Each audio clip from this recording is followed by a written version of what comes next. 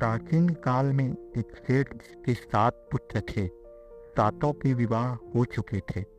सबसे छोटे पुत्र की पत्नी श्रेष्ठ चरित्र की विदुषी और सुशील थी, परंतु उसके भाई नहीं था। एक दिन बड़ी बहू ने घर लीपने को गीली मिट्टी लाने के लिए सभी बहुओं को साथ चलने को कहा, तो सभी ढलिया और खुरपी लेकर मिट्टी खोदने लगे। तभी वहां एक सर्प निकला, जिससे बड़ी बहू खुरपी से मारने लगी। यह देखकर छोटी बहू ने उसे रोकते हुए कहा, मत मारो इसे, यह बेचारा निरपराध है। यह सुनकर बड़ी बहू ने उसे नहीं मारा। तब सर्प एक ओर जा बैठा। तब छोटी बहू ने उससे कहा, हम अभी लौट कर आती हैं, तुम यहाँ से जाना मत। यह कहकर वह सबके साथ मिट्टी लेकर घर चली गई और वहाँ कामकाज में फंसकर सर्प से जो वादा किया था उसे भूल गई। उसे दूसरे दिन वह बात याद आई तो सबको साथ लेकर वहां पहुंची और सर्प को उस स्थान पर बैठा देखकर बोली, सर्प भैया नमस्कार। सर्प ने कहा, तू भैया कह चुकी है, इसलिए तुझे छोड़ देता हूँ, नहीं तो झूठी बात कहने के कारण तुझे अभी डस लेता। वह बोली, भैया मुझसे भूल हो गई, उसकी क्षमा मांगते हूँ। तब सर्प बोला, अच्छा तू आज से मेरी बहन हुई और मैं तेरा भाई हुआ, तुझे जो मांगना हो मांग ले। वह बोली, भैया मेरा कोई नहीं है, अच्छा हुआ जो तू मेरा भाई बन गया। कुछ दिन व्यतीत होने पर वह सर्प मनुष्य का रूप रखकर उसके घर आया और बोला कि मेरी बहन को भेज दो। सबने कहा कि इसके तो कोई भाई नहीं था, तो वह बोला, मैं दूर के रिश्ते से इसका भाई हूँ, बचपन में ही बाहर चला गया था। उसके विश्वास दिलाने पर घर के लोगों ने छोटी को उसके साथ भेज दिया। उसने मार्ग में बताया कि मैं वही सर्प हूँ, इसलिए तू डरना नहीं और जहाँ चलने में कठिनाई हो वहाँ मेरी पूंछ पकड़ लेना। उसने कहे अनुसार ही किया और इस प्रकार वह उसके घर पहुँच गई। वहाँ के धन ऐश्वर्य को देखकर वह चकित हो गई। एक दिन सर्प की माता ने उससे कहा, मैं एक काम से बाहर जा रही हूँ, तू अपने भाई को ठंडा दूध पिला देना। उसे यह बात ध्यान न रही और उसने गर्म दूध पिला दिया, जिसमें उसका मुख बेतरा जल गया। यह देखकर सर्प की माता बहुत क्रोधित हुई, परंतु सर्प के समझाने पर शांत हो गई। तब सर्प ने कहा कि बहन को अब उसके घर भेज देना चाहिए।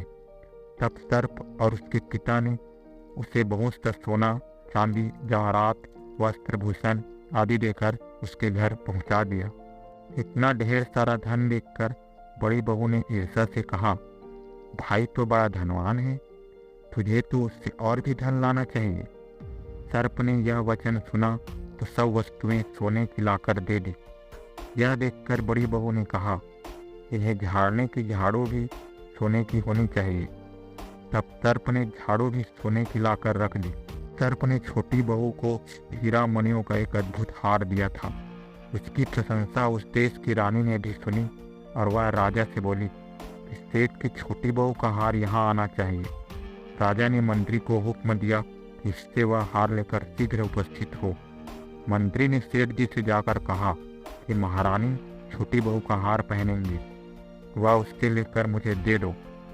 सेठ जी ने डर के कारण छोटी बहू से हार मंगाकर दे दिया। छोटी बहू को यह बात बहुत बुरी लगी।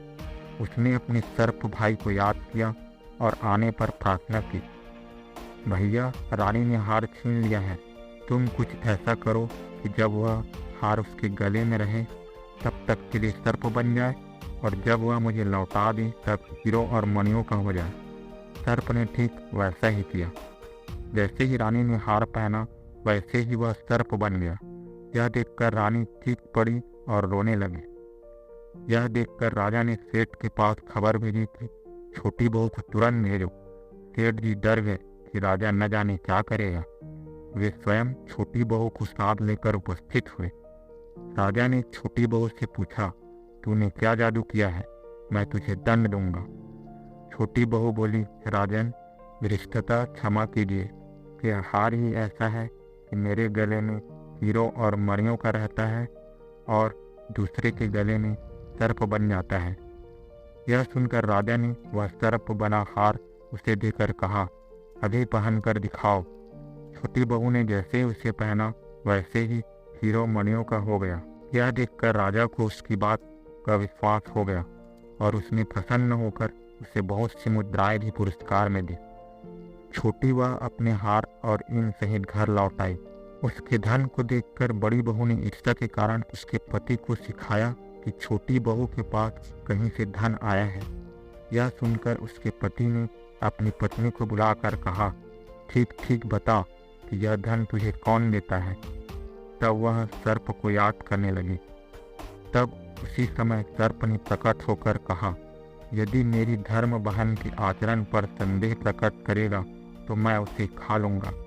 यह सुनकर छोटी बहू का पति बहुत प्रसन्न हुआ और उसने सर्प देवता का बड़ा सत्कार किया। इसी दिन से नाग पंचमी का त्यौहार मनाया जाता है और स्त्रियां सर्प को भाई मानकर इसकी पूजा करते हैं।